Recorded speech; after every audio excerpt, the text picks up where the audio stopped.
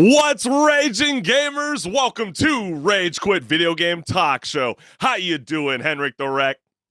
You know me, as always, I'm doing amazing. How about yourself, Chris? Oh man, everything's good, man. I was a little under the weather, but I'm doing so much better. And you know why? Because I get to do this with you weekly, and that always gets the adrenaline flowing. Forget about all the clogged, stuffy noses. Forget all that. I know SoCal was raining a little bit. I fell under it, but it's all good. Now it is time to rage, baby. But while we're at this moment, at the very top of the show, we just want to let you guys know, if you haven't subscribed to my YouTube channel, go ahead and scan the QR code and let the people know what's good, HenricK. You got some awesome content.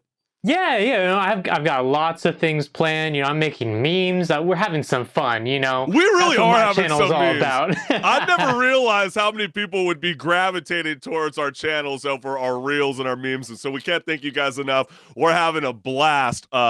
Getting the kind of engagement that I never thought we would get out of them. So that's been a totally fun experience. And as you can see from this lower third, get involved in the conversation. If you guys comment wherever you're streaming this show, whether it is on YouTube, whether it is on X, whether it is on Twitch, and we see your comment and we feel like, hey, yo, this is a great point that we need to bring up live to the screen, your voice will be featured live on air. And so HenricK and I, we always like to start off the show with a bang. And so we always like to show you guys goofy content that is circulating all across the globe. And there's something about gaming with your friends that can bring out the competitiveness in all of us, whether it's playing together or online. But not everyone can get down with your energy. And if you haven't seen this clip, it is really, really funny.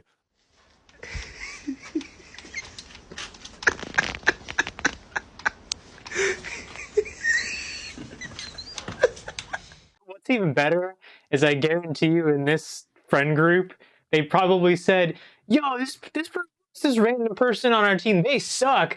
Bro, that's me. Oh, yeah. I'm sorry. I didn't mean it. Or you're just talking such foul language to the point you don't even realize whether you're in the same room or in another room right next to your parents, and they go, you know what? You guys need to kind of go touch some grass and go outside. And then, as long as you can look through the screen glass door, then, hey, I don't see no problem with it. But clearly, comments were active around this viral clip, and the first one said, bro got a whole-ass pool table in his living room. You know what? Shout out to my dad. He owns Route 66 Billiards. I don't know why anybody's surprised by this. I was quite shocked that there was over 51 hearts where people were like, you're going to put a pool table in your living room? Did anyone not notice that there was a couch under the TV? Oh, I didn't even notice that. Yeah, you have to go back and see. There was a couch under the TV. So you think you'd have a bigger issue with that compared to having more games, more luxury, more entertainment in your living space? Bit strange. Yeah. I mean, to be fair, though, you would think that there would be like an entertainment center underneath the TV, not a couch. Not a couch. Yeah. You could tell this wasn't staged by his face, too. Yeah, you could generally tell by like that smirk. They definitely rubbed the wrong feathers when it came to their parents. Please take a shower immediately. Hey, at least they weren't playing outside in the rain. We do not advise that. But 2 years on, Elden Ring fans still can't get over how difficult the boss battles are when it comes to From Software's Game of the Year open world RPG title. And HenricK, I know you had your fair share of struggles as well with this game. Well, From Software is really good at making a game hard. Let's just say that. But it makes it worthy, right? It makes you want to keep going and going and it's going. An accomplishment. It really does. Everybody out there that's played the game, give yourself a pat on the back. We know how you feel, fam. Well, this streamer gave us a very iconic gem to start off pretty much the year 2024. And if you have not seen it, it's awesome. I know these boss battles can get quite electrifying, like this clip. Now, this is... What the fuck? Steadfast, brother. Wait, is the fog the boss? Look closely. Look like... Oh, shit! Are you fucking... Fucking died. It's a fucking dragon, nigga. Bro, I didn't see the dragon. I just saw fucking breath. Oh my god. Oh, there's so many fights in that game that are like that. It's like the first time you go in, you don't know what's going on, and you just die. Exactly. That's how I'm feeling right now. I've been playing the new PS5 exclusive that was showcased during the State of Play, Silent Hill, the short message. And in the game, you're using a cell phone, right? But then there's these moments where you need to run. Not trying to give away too much, but you're running away from this certain very, very scary creature. And yes, you feel the same way because you have to go off the static pulse of the phone. If the static pulse starts getting really, really crazy, then this crazy looking person is too close to you. So you need to either change directions, turn a 180, open up another door. It is completely freaky. I do not recommend playing it at 1 a.m. like I've been doing recently. But anyways, the comments around this video have been going viral. They're awesome. First person wrote here, steadfast, brother. Yeah, that was great. I Great love line. how they kept it. Wasn't that, kept in character for the stream? That is serving the people. Absolutely. Look closely. I loved how he was looking the complete wrong direction. If you noticed in the he's clip. blasted. And just completely lit up. He sucks. Anyone with the sense would block from the direction of the oncoming figures. He just screamed at his screen. Man, sometimes it's like that. You're not going to figure it You out panic. in the first rendition of a boss battle. You panic, man. That's what Yeah. makes gaming so much fun. And you'll never forget that kind of experience, especially when you're jumping on co-op with your buddies and your friends. So kudos to Elden Ring. And there are rumors, HenricK, that Elden Ring is potentially being developed for the mobile phone. What do you say about that? But it's not a topic for today, but that has some problems. It's being developed potentially by Tencent, who is known to do microtransactions a lot in their that's mobile true. games. So we'll see how that goes. Okay, If it fine. is a thing. It's going to go to the Apple Vision Pro before it reaches any of us mobile fans. But, we're going to showcase you guys another clip that was going viral. And I don't know about you gamers out there, but I love playing ranked on Fortnite, Apex Legends, and NBA 2K24. But sometimes shit gets real to the point where it's just better to leave before you even begin. And if you don't know what I'm talking about, these gamers experience what it's like to just know when to take an L. Oh shit. 10th in the world? What the fuck? Man, we lost. Yeah, it one of them days. Boy, what the fuck? How would you respond if you saw that? Hey, it actually happened because, like, probably a couple, 3, maybe 4 even years ago, I was playing Apex Legends. The Olympus map had just come out, Yeah. and I was playing it at probably like 11 at night with some buddies of mine. And we see in the kill feed, it's Timmy. And if you know who It's Timmy is, he's a YouTuber. He sees styles on people. And like every clip that I've seen of him, he's just like completely just destroying half the lobby. And he was doing the same thing in our lobby. And we're like, okay, I think we lost this one, boys. Yeah, even before it even begins. But did you even stick around to even watch the rest of his kill cam, or you were just kind of we stuck around. We died to another squad, not even his, but yeah. That's even worse, you know? You don't even get the glorification that you died from an OG. You just died from somebody that was dog went flop like a fish. I know. Yeah. Someone had to tell it to you straight, HenricK. I know. It's just a skill issue, right? Exactly. It's a skill issue. But hey, we got comments from that video, and the person wrote, 10th in the world. WTF. That's pretty funny. Making fun of the guy on the other end. I think all of us would kind of fumble our words if we kind of saw like, wow, 10th in the world I'm playing against. Be prepared for hellish screens, especially off ball. I think that's a good point. I mean, why break something if it's already fixed, right? I mean, Yeah. that's self-explanatory. According to those stats, his team ain't bad, but seeing 10th in the world would sound a bit intimidating. Yeah, I think it was like Diamond and Platinum. So as much as they don't play as much, or maybe this is just a pretty much new bona fide group, I mean, Pretty cool. You guys created an awesome clip for all of us to share, and I definitely got a good laugh out of it. But I do feel like it's necessary that we just show the slower third one more time. We want you, the gamers that are tuning in live to Rage Quit Video Game Talk Show, to get involved in the conversation. If you're tuning in from YouTube, X, or Twitch, join the live chat as we discuss numerous topics throughout the show. Your voice will be featured live on air. But HenricK the Wreck, are you ready to rock and roll, my friend? Oh, you know I am, and I know what time it is. It's time to rage. It's time to rage, baby. Woo!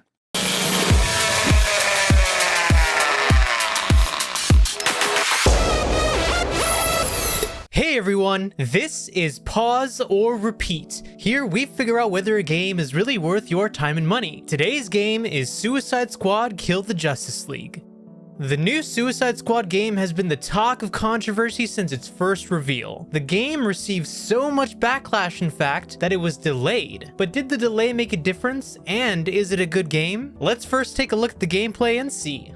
The gameplay is a squad-based shooter where you play as a member of the game's Suicide Squad. The playable characters are Harley Quinn, Deadshot, King Shark, or Boomerang. Each character has their own traversal abilities, ranging from a grappling hook for Harley to simply jumping around as King Shark. The traversal is varied enough between each character to make them feel very different, but when it comes to dishing out damage, you'll mostly rely on guns. Putting this all together, the flow of combat results in jumping around the arena, shooting the enemies as you go, and avoiding damage. However, if you do take damage, there is a shield recharge mechanic that involves taking out enemies at close range. High risk, high reward style. Outside of combat, there is a level system as well as a talent point system, and gear drops. That means that you will build your character and will get stronger as the enemies do as well. Speaking of enemies, you'll be facing them during each objective, as the game is an objective-based open world. But what about the storyline? That should be a big focus, right?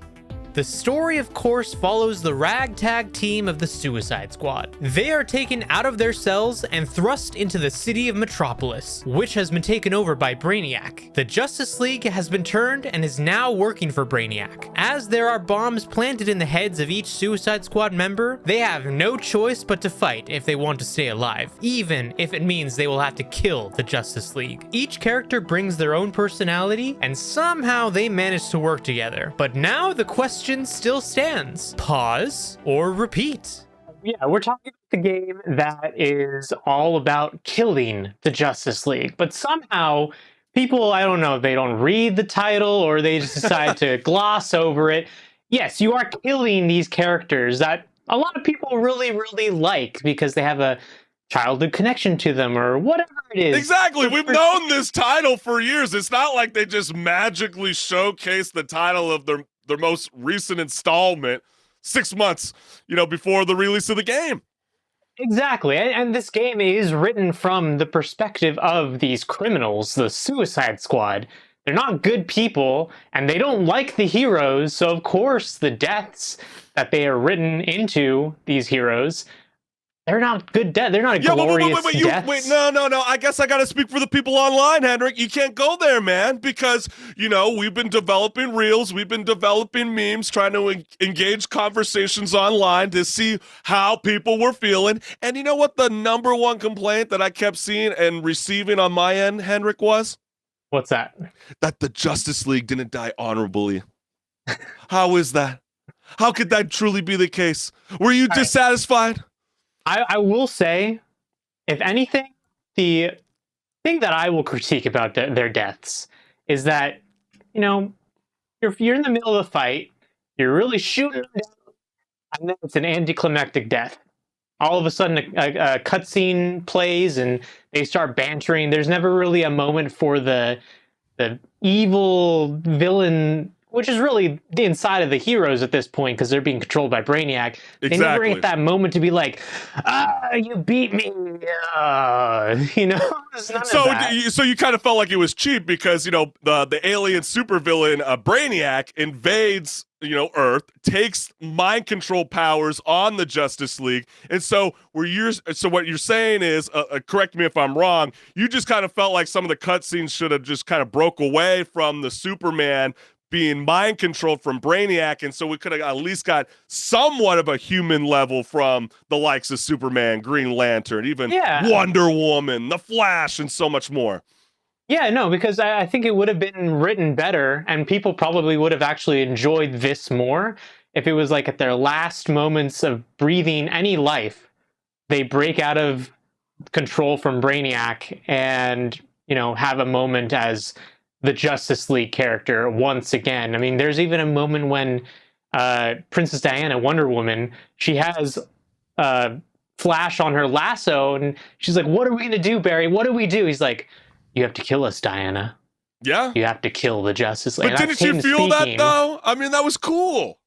It was cool. But I mean, when we say all this, though, like, I don't know about you, Chris, but me, I don't really think I can really defend the game to a certain extent, because yes, there's plenty to do at first, and, you know, it is actually pretty fun for the first few hours. But then you kind of realize, oh, okay, you know, this game really repeats a lot of the same things all over again. Every mission or every other mission might be the same objective, that I have to protect a car or go find some civilians and bring them back to this truck.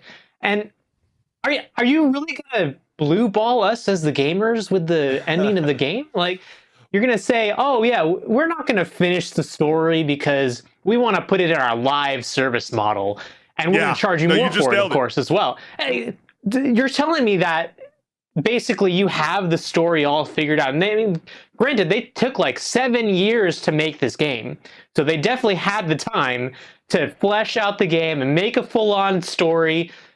And instead, they're like, no, we're gonna chop it up into little pieces, and then we're gonna deliver it to you bit by bit. Yeah, that really was the ironic part, you know, because, you know, it is a $70+ game. And, you know, we just saw, you know, recent installments like, let's say, Assassin's Creed Mirage, right? You know, that decided not to make their price tag at $70, decided to do it $50. They have a gameplay for their campaign roughly about 15 hours. Well, this campaign has 10 hours. It's such a bummer because that is the best part of the game. The story is incredible. At least that's how I feel. I know a lot of people were upset about certain, you know, cutscenes that were massively leaked, like, you know, like the Flash, you know, getting killed, and then, you know, one of the Task Force X, you know, pees on him, and they felt like that was like, really? That's a total F you to the superheroes that we grew up and loved. And I think this is such an important reminder that it's such a bummer to see stuff like this for Rocksteady Studios, which reminded me of very much what Naughty Dog experienced during their whole Last of Us Part 2 trying to release the game. A good majority of the storyline was completely leaked. Like, all of it. And when people only see the cutscenes and don't really necessarily play the gameplay for themselves, it's completely a disservice, because these 4 characters kind of have something that's very unique that could have worked out to be very, very cool. I don't know about you, HenricK. I've been dying to play as someone like a king shark. I think that's really cool that you get to leap over like tall buildings in a single jump, or, you know, Deadshot. Pretty basic for a lot of people, but he's got his own jetpack. You know, Captain Boomerang, he's got this really cool Speed Force glove that allows you to teleport to different locations. And then Harley Quinn was kind of basic, I guess, on a level. You know, they kind of just resembled the same thing Batman was, right? Or Spider-Man, you know, with the slingshot grapple. So there are moments there, but I'm with you. I think that's the problem. You push for a live service, but then you're not really giving us much detail until, what was the date? Like sometime around March, when we'd actually start getting the first real update about what the live service is going to entail. So I feel the frustration. The whole story got spoiled to you on the internet, and now you're like, what else am I supposed to look forward to more than, let me pitch in $70 and then you want more money to continue the story? Nah, I'm not going to fly with it. Yeah, and it really just makes you as the gamer playing the game feel like, man, you didn't have to do this live service model. Like, I get it if you want to sell skins, like cosmetics and all that. That's kind of inconsequential when it comes down to the gameplay.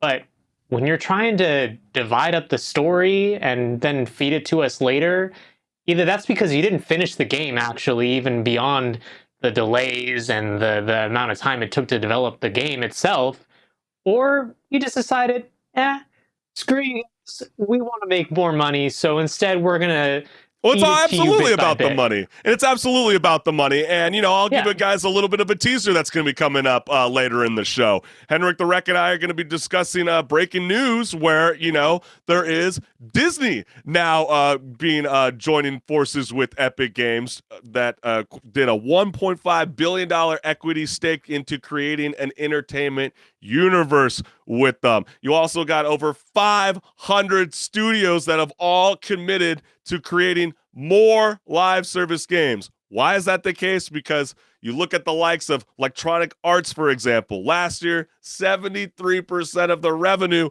was what? Earned through live service games. That is insane. And so, unfortunately, this model will not change unless you, the gamers, really give the middle finger to the AAA studios, because why change something that's not broken? True. I mean, it's making them money. But, I mean, going back to the gameplay in the actual game, I don't know about you, but I also was kind of disappointed that really your main source of doing any damage is guns when you're playing supervillains. You got someone like King Shark. He's a big shark. He's a demigod. And you're going to make him just shoot things? I mean, yeah, you do have abilities and, things like that to kind of fill in the gaps, but the majority of the damage you're going to be doing in the game, don't fool yourself, it's with guns. Yeah, and then which a lot is really of people a letdown considering it's a supervillain game. Oh, I'm with you too, and I saw a lot of threads online too that were also going, isn't it kind of crazy how you could play Injustice 2 and it feels like there's more customization features for their characters on that game compared to this new recent installment? With Warner Brothers. So there's a lot to, kind of figure out. For me right now, it's a definite pause. There's nothing that really kind of intrigues me to want to stick around, even for the new Joker Elseworld. The Jonkler. The Jonkler. That's pretty funny.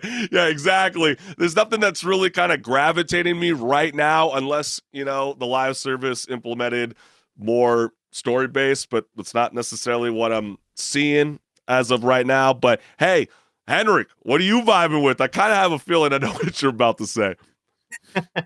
Yeah, if it wasn't obvious, for me, it's also a pause. I'll say for the majority of people, this is not really a game that you're going to want to pick up right now. Maybe down the line, when a lot of more content comes out through the live service and that fleshes out the story more, and the game goes on sale and it's not $70. Exactly. Enticing for you to pick it up and play it with your friends, because you can do that as well. You can play with up to 3 other people, right? And have it's a beautiful landscape.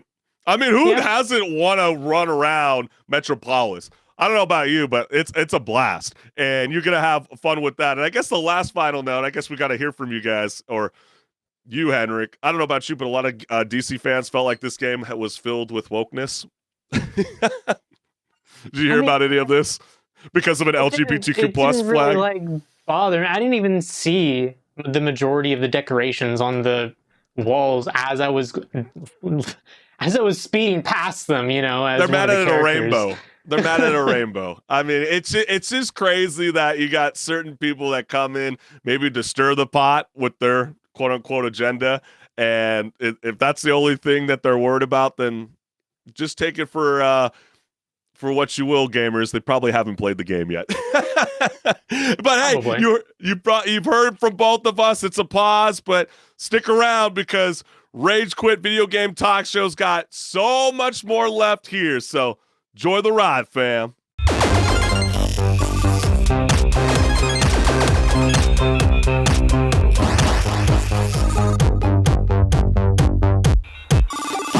What's good, listeners? Welcome to Patch Notes, where my co-host HenricK and I discuss gaming news, industry talk, and so much more. So let's get it. The Apple Vision Pro is turning the real world into a Black Mirror episode overnight. And you too can live in a new tech dystopia for the low cost of $3,500 plus a $200 for a battery pack.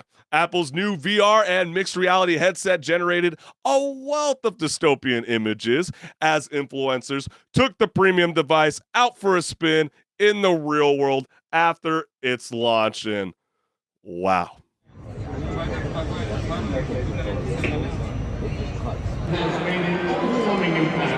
on the lives of others. We proudly call them heroes among us.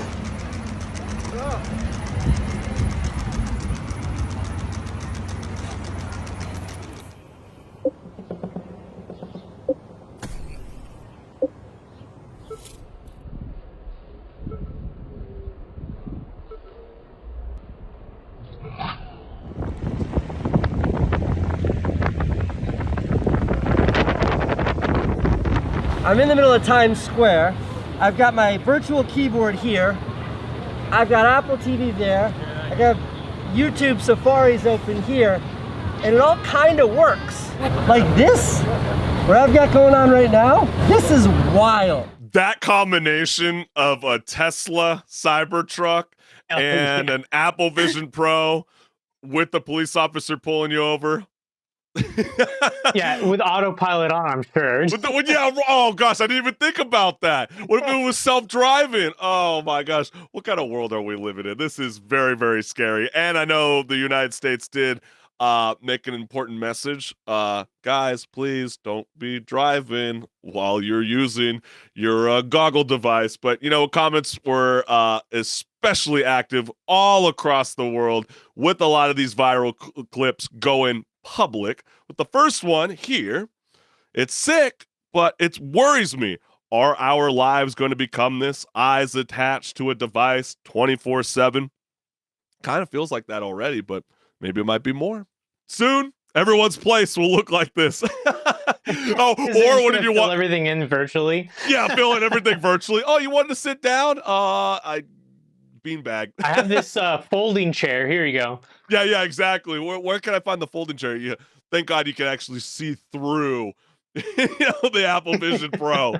Imagine trying to figure out where the music is coming from. Yeah, that's pretty funny. You're like waking up in the middle of the night. Well, you can't really sleep with those things on. They're kind of heavy. The last I was reading about them. Did The Simpsons really do it again? Predicting something like the Apple Vision Pro? Simpsons are always on to something. It's called Apple Vision Pro, T. It lets you do all the things you can do on your phone, but you look like you're even more of an asshole than you normally do. Yeah, don't be a glasshole. And James Cameron is a huge fan of Apple Vision Pro. Quote, I was skeptical at first. I don't bow down before the great God of Apple, but I was really, really blown away.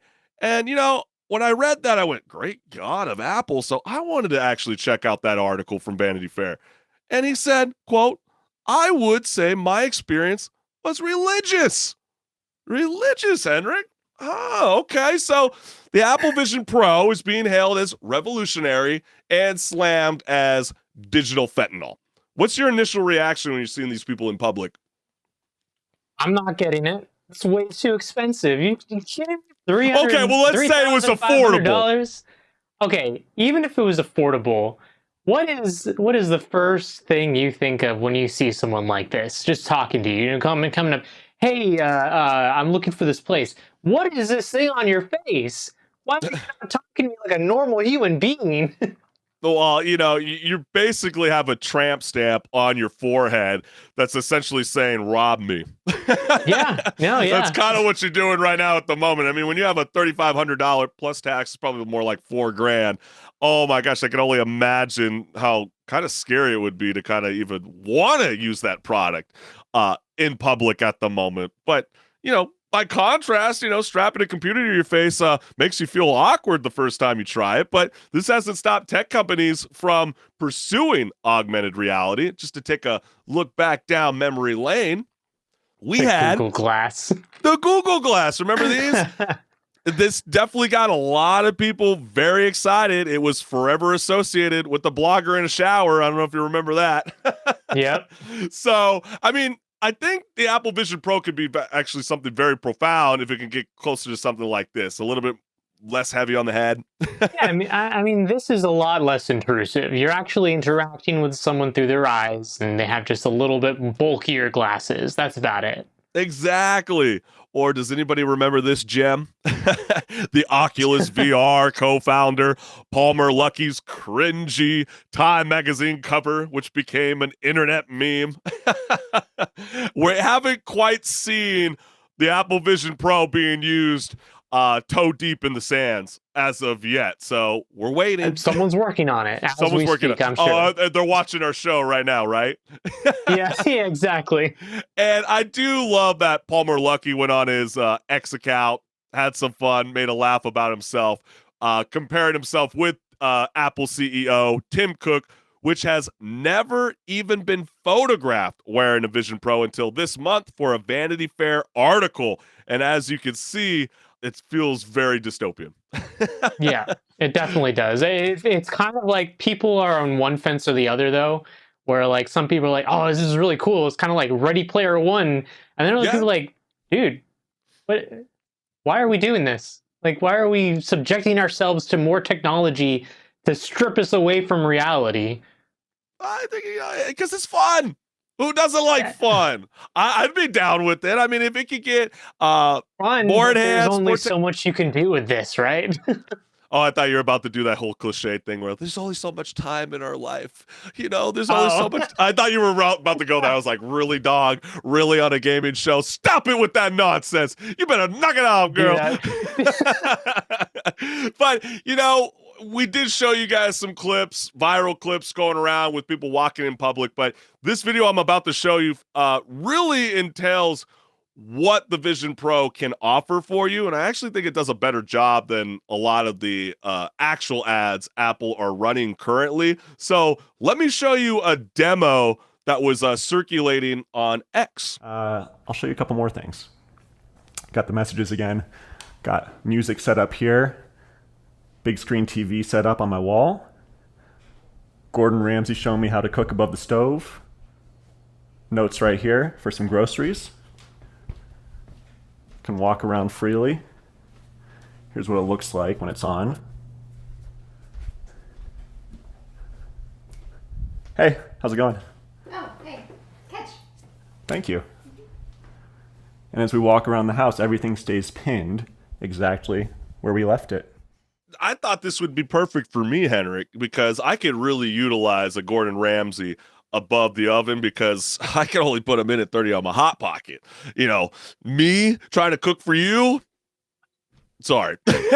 Sounds like a skill issue, Chris. You gotta work on that cooking skills. Skill issues I thought were only in my world of gaming, but I guess it's hit my lifestyle as well. But HenricK, I see a lot of screens locked in position in a living space, but I'm quite surprised that there's a lack of push for gaming on the Apple Vision Pro. I mean, shoot, I was even seeing articles about the lack of VR porn on the headset. I mean, new owners were flabbergasted. And do you think it's because, you know, when you look at a lot of these, like the Oculus or even the Google Glass, you know, they haven't quite been able to nail it. But as you saw, there's these screens and they get locked in certain positions. And yeah, you can, you know, make it a little bit even larger as well. As you kind of like saw, he kind of made his own living room TV look like a 65-inch. There's no like that 180 kind of immersive experience as of yet. Do you think that's why it's lacking? What are you feeling? I mean, I honestly feel it's because there's not really been any hardware or software to kind of give the full VR experience like people are expecting. Because when you talk to the person off the street and say, hey, what do you think VR gaming is? They're probably thinking the full immersive experience where, like you're saying, you look around and you see the entire world all around you. And I mean, yeah, there is a mode for this where you can kind of like, you can be on the moon, for example, and a couple other areas. But yeah, that's like a predetermined place. It's not something that's generated in real time. And I don't think that the hardware could really do that yet. And I don't think that because of the hardware, there's not really the software to go with it either of a game that really does that in the same way. Yeah, there are VR games, like there was an Assassin's Creed game that came out like, I don't know, a few months back at this point, probably. Exactly. But even that was kind of like, you're locked into a certain area. You can't just free roam everywhere like people are really expecting when they get a VR headset and they're looking for a VR gaming experience. That's a good, excellent point too. I think everybody's kind of trying to figure out how we can utilize the gaming aspect for the VR headsets at home more than anything. It's not like people have those running treadmills Yeah. that they could just install in their house. How could we figure this out so we don't hand over the Apple Vision Pro to our mom and she goes running into a microwave and breaks the glass door? How are they going to be able to fix that's that? actually a good point too, though. Like, you know, really to have these full immersive experiences, a lot of the times people are thinking you're going to be needing like a treadmill or something to move around. But I think a lot of people think of gaming as more of just like, let me lay on my couch and not have to do physical activity to Yeah. be immersed in a game.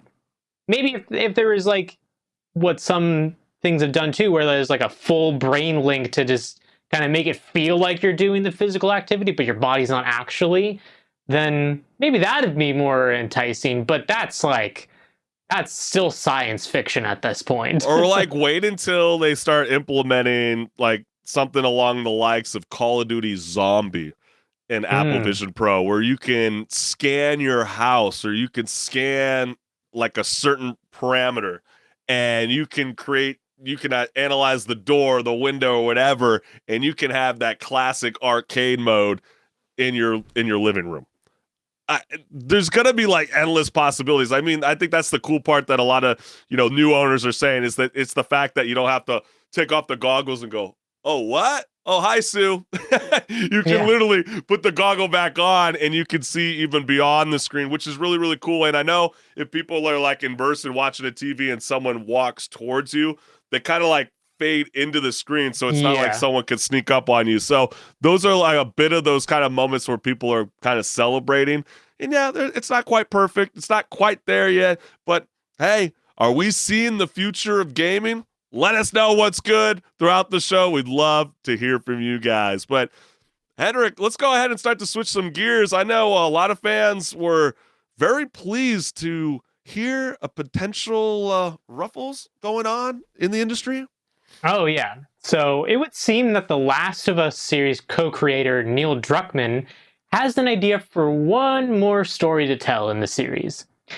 In the new feature-length documentary Grounded 2, Making The Last of Us Part 2, Druckmann teases that he has a concept for a third entry in the acclaimed series, and go ahead and check it out for yourself. Where someone asked me about The Last of Us and would there be any more stories or something, and I mentioned, like, we have written a story that takes place after Last of Us 2 that stars Tommy, and I hope one day we get to make it.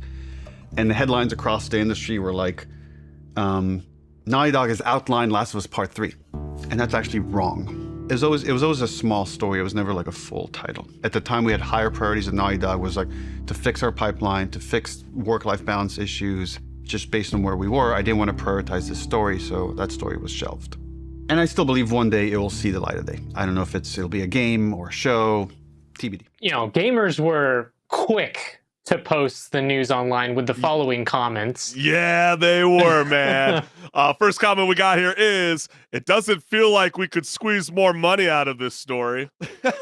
Well, more they could if they remasters wanted and to, remakes. but it didn't necessarily give us like a straightforward answer. But I would love to see a part 3. I've been dying for it.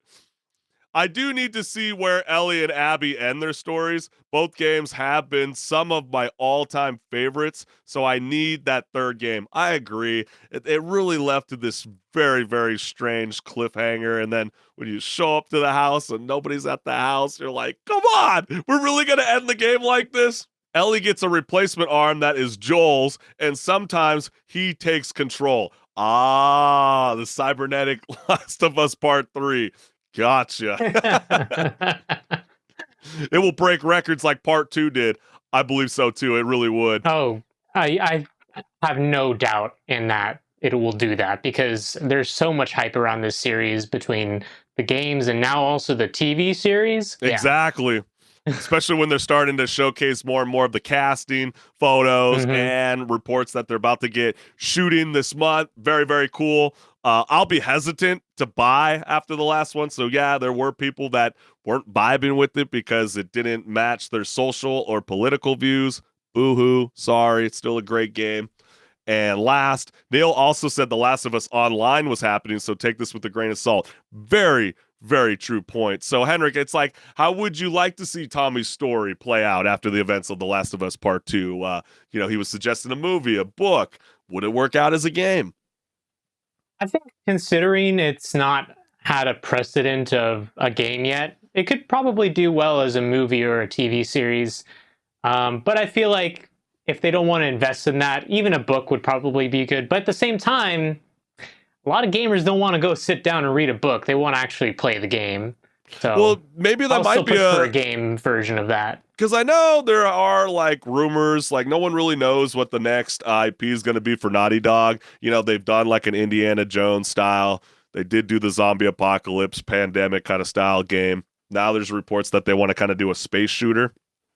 So maybe they don't want to go back and revisit something. They want to really expand on the studio and do something that can really prove to the rest of the world and even the gaming sector that we're capable of telling stories beyond just these two subgenres. And I believe that is why they want to hold off on it. And maybe they will develop like a comic book strip. And then if it garnishes enough attention and people really like the tiny moments that Tommy's being told, they'll implement it into the HBO series, and then eventually they'll continue the story with the video game. Well, if they go a space shooter route, hopefully they don't go the route of Starfield and completely butcher that. So. Oh, man. Well, it did seem like, after all, HenricK, they were close to doing something like Starfield because Naughty Dog has discussed the origins of The Last of Us Part 2, including how at one point it was intended to be what? An open world game inspired by Bloodborne? I was very surprised. Out of all games. And so, yes, he mentioned this during the new feature-length documentary, Grounded 2, Making The Last of Us Part 2, which is available to watch on YouTube. But we're going to show you guys a clip from that documentary. In the first, 4 or 5 months, the game was actually kind of an open world, inspired by Bloodborne.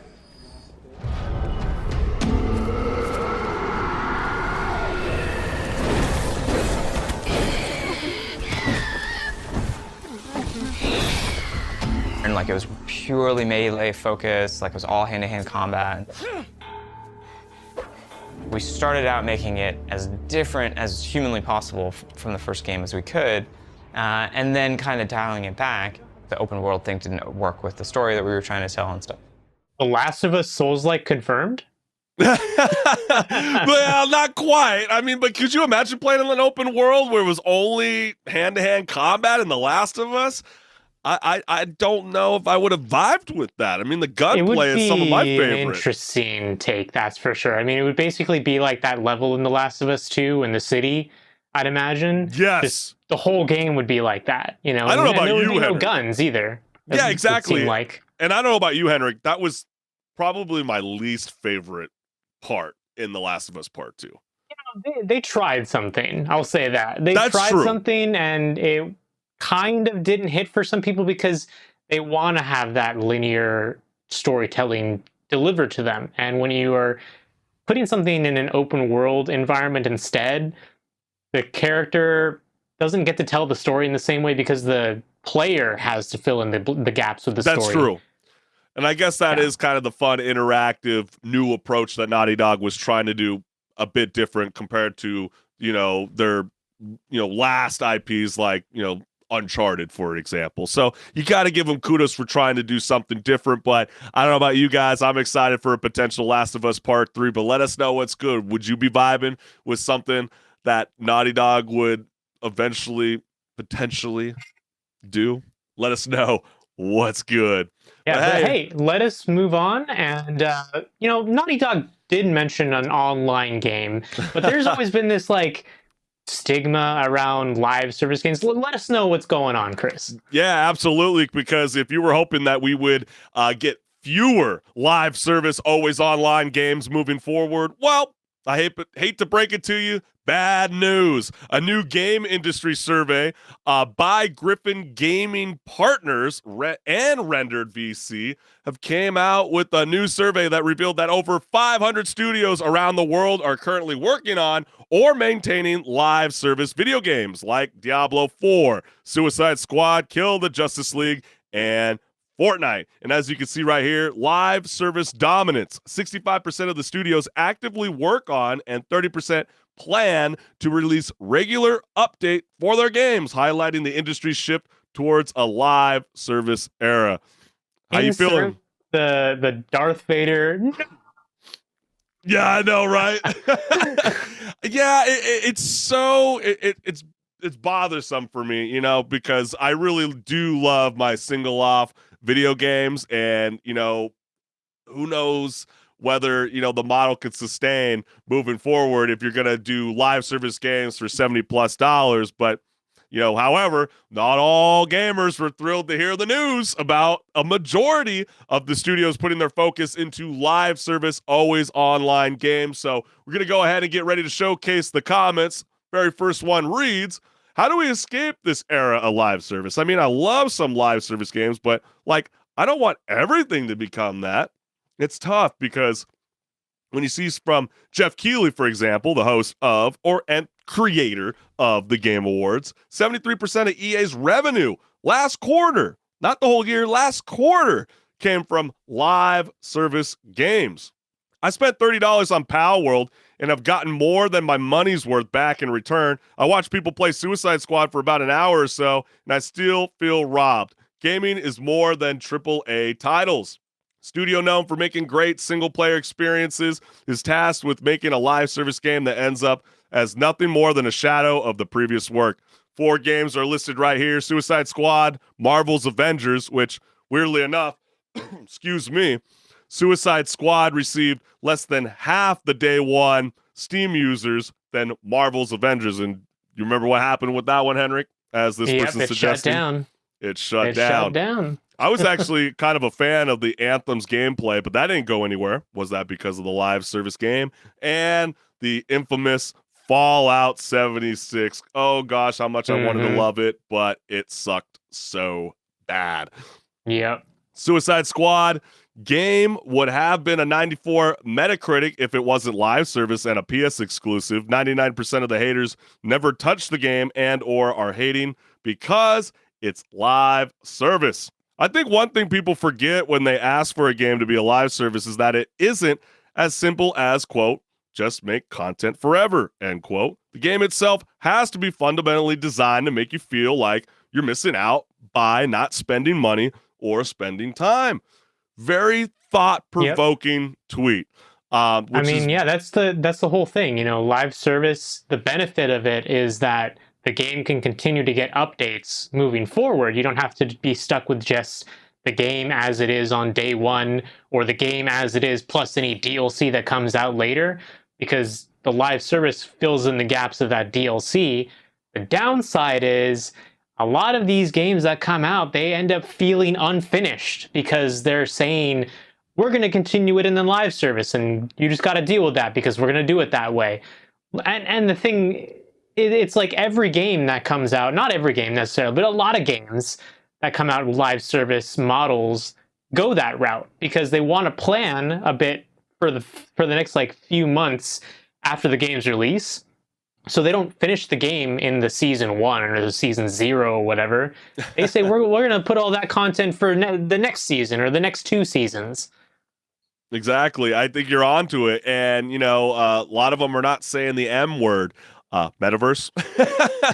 They're calling it live service games, always online, which is crazy. And breaking news, before the show got started, Disney is to invest $1.5 billion for equity stake in Epic Games to create a new entertainment universe, because they clearly see what the hell's going on with these live service games. And they said, yeah, you know, we've heard from our employees. Yeah, they wanted us to get involved in the gaming sector. Yeah, I know you guys wanted us to acquire Electronic Arts, but instead of doing that, we've already had this amazing partnership with Epic Games, licensing our iconic Disney characters to them on Fortnite. Why not create this new entertainment universe platform? And so we have a clip from the Disney CEO, Bob Iger. So let's go ahead and take a look at that clip because it is very, very telling of what the future of Disney is going to bring for us. We've entered into a strategic relationship with Epic Games, the maker of Fortnite. to not only invest in the company Epic, we took a minority stake, $1.5 billion investment, but we're also creating with them a huge Disney universe that will be for gaming and for play and for watching and even for shopping, for digital goods and maybe ultimately physical goods that will live alongside Fortnite but be completely interconnected with Fortnite. And this represents probably our biggest foray into the game space ever, which I think is not only timely, but an important step when you look at the demographic trends and you look at where Gen Alpha and Gen Z and even millennials are spending their time in media.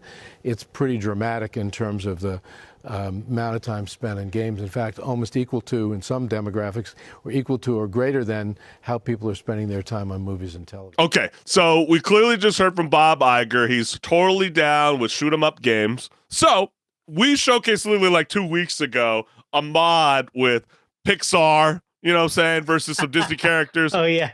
Come on, Bob.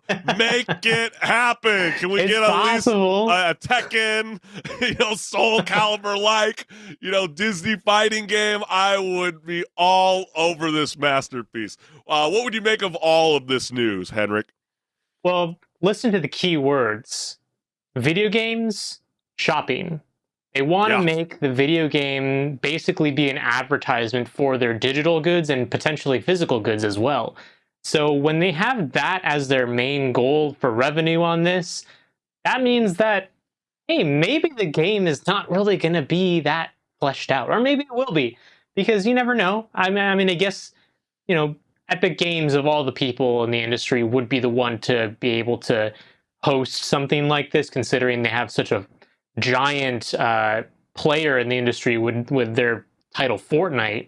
But I don't know. I always get this bad feeling about this sort of thing when they say that their focus is on the shopping aspect, because who really wants that? Who wants a big advertisement delivered to them, and maybe delivered to them in a sly, sneaky way, but no one wants to really watch ads. That's why people block them on their web browser and why they skip them on TV and go walk away for a little bit. No, but I think he understands that, the youth are gravitating towards their smaller phones. It's no different than, where you see the success from the NFL when it came to putting one playoff game on Peacock and seeing over 23 million people tune into that game, and we're worthy to spend $5.99 just to see one game for the month, right? So when you see stuff like that happen, it's pretty gravitating. Also, it's like last week, like we reported, the European Union is finally making the push to bring the Epic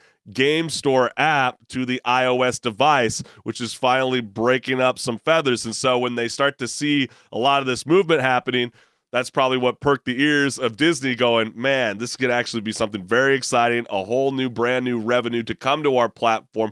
Oh, by the way, when we get ready to launch our gaming cloud, we'll have the backing of Epic Games behind us. And also, they're probably noticing that Epic Games, this was originally what we were going to focus on, but then when the Bob Iger news dropped, that was pretty groundbreaking. But it's also important to notice that Epic Games has a brand new launch inside their store of a new first-person shooter, which is being labeled as a crypto game. It's called Shrapnel, and it is made by a studio called Neon Machine, which believes that the players will embrace the opportunity to customize every aspect of the game, from the characters and weapons to the in-game maps. And so we wanted to show you guys a little quick gameplay of what Shrapnel can bring to all the gamers on all platforms.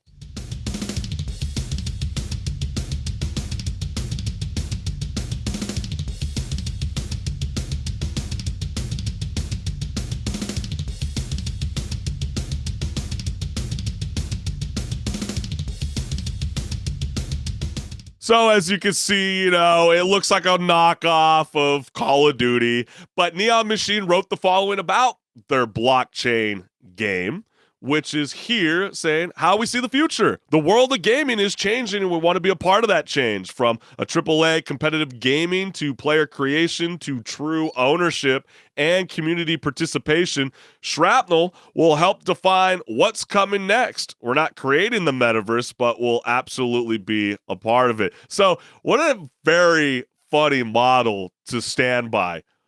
We'll set up the premise. You create the game. We'll create a digital marketplace, and we'll allow you guys to buy, trade, and sell whatever you guys create within our hub. I mean, yeah, it's a cool premise, but I still think when it comes down to even a company doing something like this, kind of like giving the keys to the kingdom to the players themselves, think about it. If you play a few different live service games in the span of a few months, each and every single game is trying to vie for your attention to have you only play that game and no other game. Call of Duty probably does that the most, I'd say, considering they have so many things thrown in your face to keep you feeling like you're missing out on something. Whether it be some skins in the shop, battle pass progression, an event that's going on, whatever it is. Exactly. And when you have so many games doing that, and you want to play all of them, you feel overwhelmed as the gamer. You're like, oh man, I cannot handle it. One of my coworkers is in this situation right now because he bought the battle pass for the finals, he bought the battle pass for Diablo, and he bought the battle pass for Call of Duty as well. So he's playing a lot of catch up. Yeah, every morning he's playing each game like for a set amount of time just to have to plan it out to get all the things done for these games before they run out of time. And it's just like, that is miserable because then you're stuck playing these games and you don't have any time to play anything else. When but HenricK, that happens, I feel like people are going to more so praise the indie developers and the developers that are not doing that, because then they're not tying them to have them come back. They're just focusing more on the gameplay is good, come back because you'll enjoy it. Yeah, you kind of get into the question I'm going to bring to you because, do players really get down with this whole new idea about more control and ownership over your in-game assets and experiences? I have a hard time believing that because they don't feel like they own it, right? But if you're an indie developer, would you really want to put your focus putting your talents towards a crypto game instead of showcasing your talent somewhere else? I don't know. It just feels like would it be like the wrong place to focus all your energy into something, unless you're like the 0.001% like of the OnlyFans models that actually make millions of dollars. Like this is how I'm viewing this. No, yeah, I mean that effort to be put into that should be put into something else. Like, I don't know, maybe making the gameplay good because that's what people really care about when it comes down to it. Because I don't care about, personally, at least, I don't know about people watching, but I don't care whether or not my character looks amazing. If I'm not having fun in the game, I'm going to quit the game. Yeah, you're going to be pulled out. But then again, we have friends. I know you've spoken on it numerous times in the past on Rage Quit. We get guilty buying character cosmetics that have nothing to do with the gameplay. And this is just like a new frontier they try to claim where no, once you buy it you own it. What, am I able to bring this skin, this gun skin, this costume into the Disney entertainment metaverse? Is that what you're telling me? No, because some people have that argument, but it makes no sense. It makes no sense. Work. Exactly. So if you guys are down with this, do you see that Disney is onto something that HenricK the Wreck and I am not seeing? Go ahead, comment. We love to hear from you gamers. But hey, let's go ahead and switch the topic. HenricK, break it down. Lots of people were on both sides of the fence of this new debate that is circulating all across the globe. Break it down. Oh, yeah. Yeah, so Microsoft is planning to share details about its plan to bring Hi-Fi Rush and other Xbox exclusives to PS5 and Nintendo Switch consoles. They're already on PC, so... And this is according to sources familiar with Microsoft's plans. Head of Xbox, Phil Spencer, tweeted the following after leaked reports. Yeah, after leaked reports. We're listening and we hear you. We've been planning a business update event for the next week where we look forward to sharing more details with you about our vision for the future. Yep, Xbox gamers are mad that the exclusive games in series could make their way over to the PlayStation 5, leading many to believe there's no point in owning an Xbox console anymore, if there even was one, because that's an argument as well. But we do have the following comments to talk about that as well.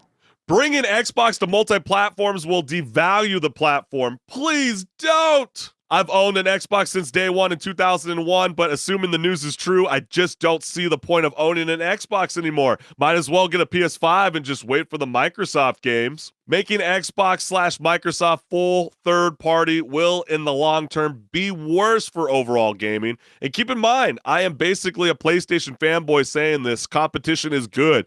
When y'all compete, we win. Do you want to go the way of Sega? From respected first party to third party publisher? We hope it's in the best interest of fans of Xbox, gamers of all kinds, and results in amazing games. And last, Phil, this is the red ring of death times 10. So clearly safe to say that Xbox fans are not taking the news well, which I don't quite understand at all. Like you referenced at the top. It's available for PC gamers. Why not make that switch? What's your thoughts? Well, I mean, one of the comments that they were talking about how competition is important. And yeah, it is important, you know, as long as there's a console market, competition is an important aspect of that to make sure that no one person or one company is dominating, because then they get to decide really where the industry in that sense goes. But at the same time, whether or not this is a loss for Xbox is kind of at the same time a win for the gamer, because think about it. You don't have to buy an Xbox anymore. You can have exclusive games that were once exclusive on their platform be exclusive on other platforms. But that's what everybody's sad about. It's like you're going to turn it into a third party. But it's no different than, let's say, you know, Sony or Nintendo's case. I mean, wouldn't you be excited that Xbox gamers had the opportunity to play God of War or Super Mario on their Xbox consoles? Yeah, no, that'd be a win for the consumer, because they wouldn't have to choose to go buy a PS5 just to play one game. It would be great in a world where you could play Halo on any platform, whether it be an Xbox, a PC, a Nintendo Switch, or a PlayStation 5. And you could do the same with a Final Fantasy remake game. We not have to wait for a couple of years when they graciously decide to port it over to PC, you know? Yeah, no, that's an excellent point. You know, I believe Microsoft understands that the future of gaming is cloud subscription. Now, with even the recent news with Disney getting an equity stake in Epic gaming universe, that's incredible just to even see that. And so, you know, you got the likes of Google and Apple and Amazon, you know, that can easily change the perception of indie and AAA publishers by signing even exclusive deals even within their own mobile platform. So instead of, you know, fueling a console war with the likes of, you know, Sony and Nintendo, why not embrace hosting games on the smart TVs, the mobile phones, even your VR headsets? And that's why I believe the news is they're going to be pushing for the Xbox Game Pass, which they're already some fluttering that they're just going to rename it to Microsoft Game Pass and make it more and more available. But do you really see them, HenricK, giving all the exclusive games away? I could see some, but not all. Maybe not all. I mean, after all, they do have, according to leaks from a few months ago, they have another console refresh in the works. Unless those plans have changed, because those plans are from a long time ago at this point. I think that they're going to still kind of need exclusives to keep their console alive, unless they're just hoping that the people who are big fanboys of Xbox that don't want to buy a PlayStation 5 are going to buy the console that doesn't have any exclusives. I don't know. It just feels like that shift in the market might end up really killing the Xbox for once and for all. Yeah, you know, it's definitely a very, very true thing. And I think, you know, as we start to realize, you know, when we were gamers, we started off on the small TVs, and then as we got older, they got bigger. And then as, computing got better, our computers became our smartphones. And so we travel with our smartphones on the go. And I guarantee you a lot of the gaming studios out there like Microsoft, Sony, and Nintendo realize that if we don't get on board right now when it comes to bringing our games to a wider variety beyond the console, we're going to lose out to the likes of Google, Apple, and Amazon, which can quickly buy out those AAA studios away from us, and they can sign their own exclusive deals, shuttering them out to begin with, where they'll all rotten. So, this is really the end of console wars. This is a whole new future, a dystopian future, if you'd like to say. So it's very incredible news. But hey, gamers, you let us know. Are you vibing with cloud gaming, or do you feel that Xbox would be making the wrong move by signing over their exclusive rights to Sony? Hey, but HenricK, this has been an amazing show, and we want to thank you, the gamers, for tuning in every Wednesday night at 6 p.m. prime time, baby. And since you guys have made it all the way to the end of the show, just want to let you guys know you can like, share, and subscribe to my YouTube channel. Always got some goofy memes, reels, interviews, and so much more cooking up, as well as HenricK the Wreck. Let them know what's good.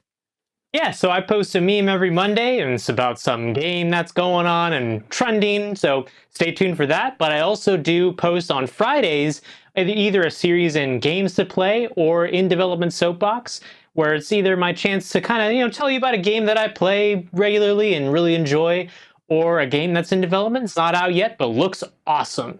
Yeah, it's awesome to see the development of the future games come to real world, and it's a blast. Go ahead and subscribe to my homeboy, HenricK the Wreck. But this has been an amazing time. We can't wait to see you guys next week. Enjoy the ride. Are you doing a stream later tonight? Are you taking it easy, HenricK? I am. Scorn just came to the humble choice of the month. So I'm going to play Scorn a little bit, get a little spooky. Nice. Hell yeah. Hey, guys, enjoy the ride. And when are you going to be jumping on? We're going to be jumping on at 8 p.m.